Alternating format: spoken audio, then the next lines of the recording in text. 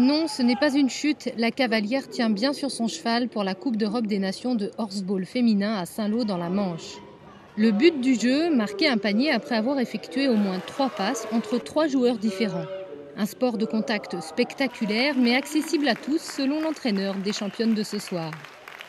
Le horseball, tout le monde peut le pratiquer et on peut le pratiquer dès qu'on commence l'équitation. Après, évidemment, il faudra progresser en équitation pour être beaucoup plus à l'aise au horseball, pour être disponible pour le ballon, mais il n'y a aucun souci, on peut commencer. Il y a des catégories qui commencent à 6 ans de compétition, donc tout le monde peut faire, de 6 à 77 ans. Les matchs intenses nécessitent tout de même une préparation physique rigoureuse, autant pour les chevaux que pour les cavaliers, ne serait-ce que pour ramasser la balle sans descendre de son cheval. On essaye d'avoir le centre de gravité le plus proche du cheval. L'étrier, la jambe extérieure est flex, le creux du genou dans le siège de la selle. Et ensuite, on fait glisser. Voilà, je glisse et je remonte.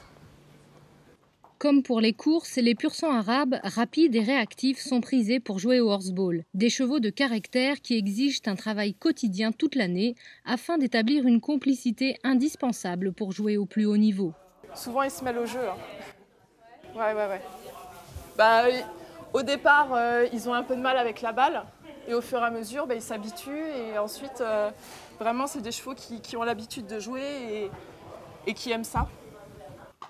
Et les joueuses le leur rendent bien. Chacune met de sa poche entre 300 et 500 € par mois pour s'occuper de son cheval et continuer à jouer en amateur. Leur rêve, que le horseball devienne un sport officiel au sein de la Fédération internationale d'équitation et pourquoi pas vivre de leur passion.